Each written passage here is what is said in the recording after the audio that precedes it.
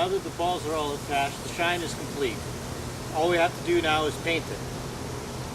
If you saw with the cat-sized one, I used some tin foil as a little palette to paint it. But for this one, this is a lot bigger, so I'm going to use an alternative method.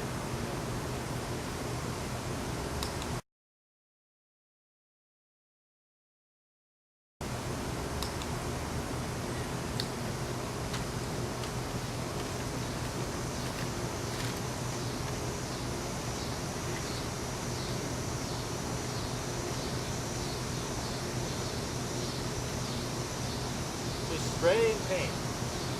Now, this is large enough that it's got a little bit of a stability problem. It's going to fall and all sorts of other things. I do have a stick in the middle that's helping to support it all, but if we have a little bit of collapse, we'll repair it afterwards. But right now, the important thing is to get it painted. So, I'm sure it's going to go great.